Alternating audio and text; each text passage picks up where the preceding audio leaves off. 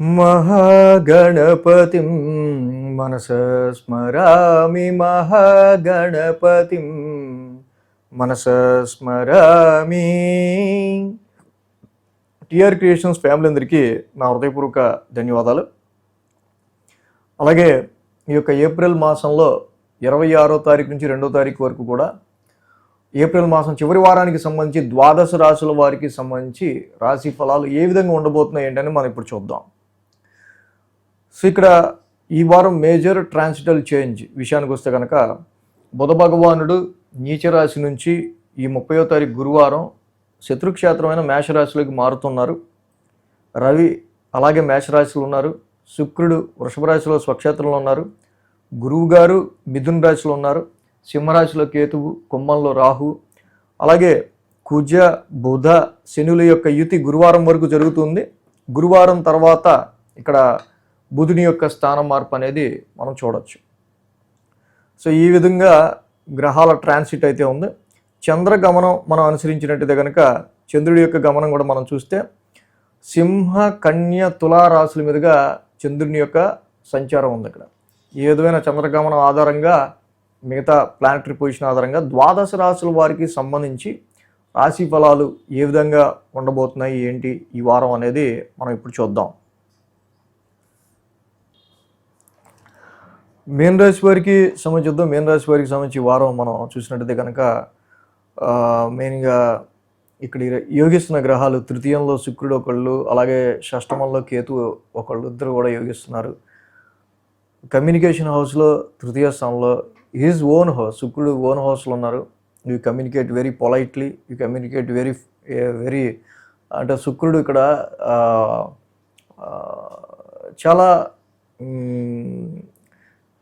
అంటే అందరితో గొడవ పెట్టుకుని వెళ్ళే తత్వం కంటే చాలా వరకు కూడా మనం ఈ సమయంలో మధురమైన వాక్కులతో, కరెక్ట్గా చెప్పాలి, మధురమైన వాక్కులతో అందరినీ కూడా కొంచెం మాటలతోనే మనం ఇంప్రెస్ చేసుకుంటూ ముందుకెళ్దాం.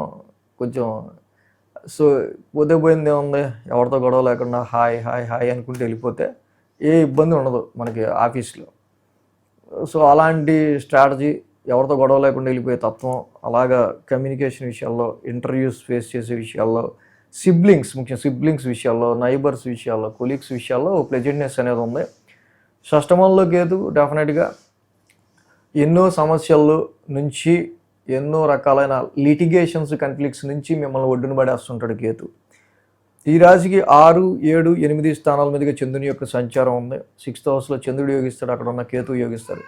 అయితే ఆ రాశి అధిపతి ద్వితీయంలో వచ్చే స్థితిలో ఉన్నారు. సో ఫైనాన్షియల్ డ్రైనేజ్ విషయాల్లోనూ, ఫ్యామిలీ పరమైన విషయాల్లోనూ ఇక్కడ కొంత మనీకి ఏమన్నా స్ట్రగుల్ అవుతుందా, మనీకి సంబంధించిన విషయాల్లో ఏమన్నా ఇక్కడ మనకి చాలా వరకు రావాల్సిన మనీ ఆగటం, ఇలాంటివి ఏదన్నా మనీ స్ట్రక్కింగ్కి సంబంధించిన విషయాలు ఏమైనా జరుగుతున్నాయా, ఫైనాన్షియల్ స్ట్రక్కింగ్స్ ఇవి కొంచెం చూసుకోవాలి.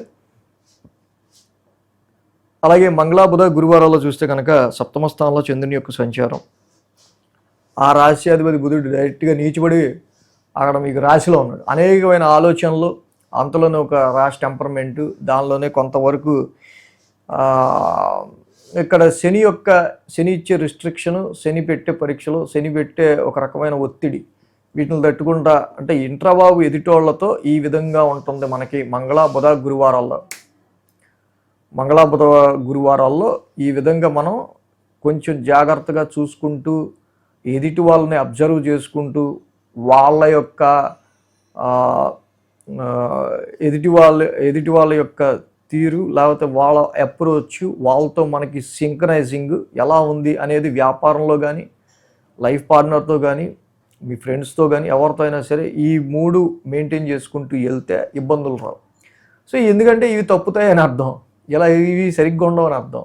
సో ఆ టైంలో వీటిని మనం బ్యాలెన్స్ చేసుకోవడంలో వ్యాపారంలో బాగుంటుంది, అలాగే మీ క్లోజ్ రిలేషన్స్తో బాగుంటుంది, అదర్స్తో బాగుంటుంది. కాంట్రాక్ట్స్ విషయాల్లోని కొన్ని సందర్భాల్లో తేడాగా ఉంటుంది. ఇవన్నీ కూడా కొంత మనకి ఒక టెంపర్మెంట్ని ఇస్తూ ఉంటాయి. మంగళ బుధ గురువారాల్లో ఎదుటి వాళ్ళతో మనం సంప్రదించే తీరుని బట్టి అది డిపెండ్ అయి ఉంటుంది మన మూడ్ ఆఫ్ మోషన్. శుక్ర శనివారాలు మెయిన్గా ఇక్కడ మనం చూస్తే కనుక 8th హౌస్లో చంద్రుడి యొక్క సంచారం. 8th హౌస్లో చంద్రుడు జనరల్గా అష్టమ చంద్రదోషం మనం చెప్పుకుంటూ ఉంటాం. బట్ ఆ రాశ్యాధిపతి శుక్రుడు ఓన్ హౌస్లో ఉన్నారు కాబట్టి నథింగ్ టు వర్రీ. కొన్నిసార్లు చిన్నపాటి ప్రయాణాల్లోనూ లేకపోతే కొన్ని తీసుకునే డెసిషన్స్ విషయాల రీత్యా మంగళ గురువారాల్లో మనం తలపెట్టిన పనులు అలా ముందుకెళ్లే విషయాల్లో కొంత టెన్స్డ్ మైండ్, ఇవి శుక్ర శనివారాల్లో ఉండే ఆస్కారాలు మనకి జనరల్గా కనిపిస్తూ ఉన్నాయి.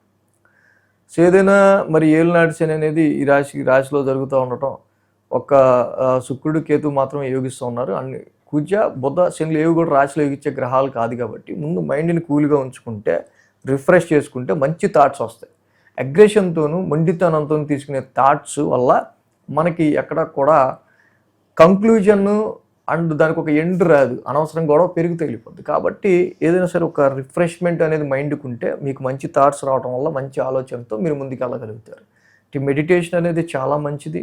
ఈ సమయంలో వాక్స్థానంలోనే రవ్వు ఉన్నారు కాబట్టి ఫైనాన్షియల్ డ్రైనేజ్, ఫ్యామిలీ పరంగా ఇబ్బందులు రాకుండా జపాకుస్మ సంకాసం చదువుకోండి, మెడిటేషన్ చేసుకుంటా యోగా ప్రాణాయామం చేయండి, ఇంకా మంచి ఫలితాలు మీన రాశి వాళ్ళకి ఉంటాయి.